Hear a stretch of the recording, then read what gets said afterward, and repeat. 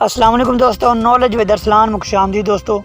عربوں کے ہاتھوں اسپانیہ کی تسخیر کا آغاز 92 ہجری 711 عیسوی میں ہوا، لیکن وہاں عربوں کی مستقل سلطنت کا سنگ بنیاد عبد الرحمن نے 137 ہجری 756 عیسوی میں رکھا۔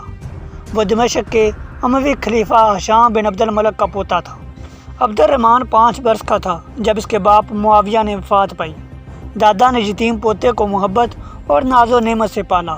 چونکہ اسے ولی عہد بنانا چاہتا تھا، اس لیے بڑی اعلیٰ تعلیم دلائی۔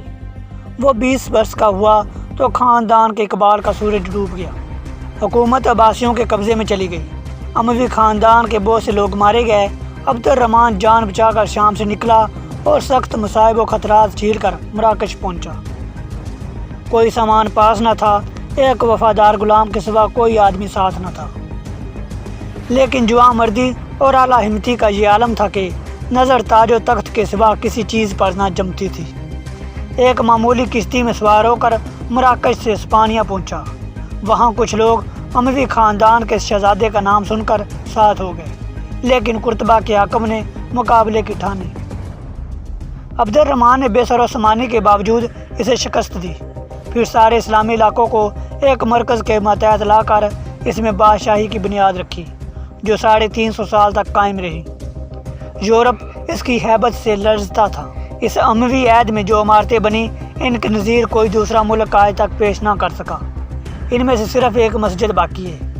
اگرچہ اس کی پرانی شان و شوکت ماند پڑ چکی ہے، تاہم اب بھی وہ دنیا کی عبادت گاہوں میں یگانہ مانی جاتی ہے۔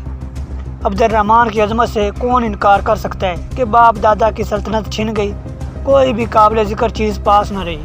بمشکل جان بچا کر وطن سے نکلا اور بے سر و سامانی کے باوجود نئی سلطنت کا مالک بن گیا۔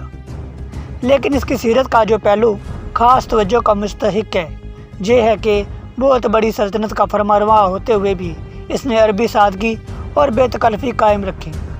ہمیشہ سفید لباس پہنتا اور سفید عمامہ باندھتا۔ شہر میں جن لوگوں کے بیمار ہونے کی خبر مل جاتی، وہ امیر ہوتے یا غریب، سب کی مزاج پرسی کے لیے ان کے گھروں میں جاتا۔ ہر جنازے کی نماز آپ پڑھاتا اور ہر میت کو دفن کرنے میں شریک ہوتا۔ جو شخص بھی ملاقات کے لیے آ جاتا، اس سے بے تکلف ملتا۔ ہر شکایت پر خود توجہ کرتا اور انصاف کے تقاضے پورے کرنے میں بڑے چھوٹے یا طاقتور اور کمزور میں امتیاز کو روا نہ رکھتا۔ ایک مرتبہ سوار ہو کر باہر جا رہا تھا۔ ایک شخص نے اس کے گھوڑے کی باگ تھام کر روک لیا اور کہا کہ جب تک میرا انصاف نہ کرو گے، ہلنے نہ دوں گا۔ عبد الرحمن نے فوراً قاضی کو بلوایا اور کھڑے کھڑے اپنے سامنے فریادی کا فیصلہ کروا دیا۔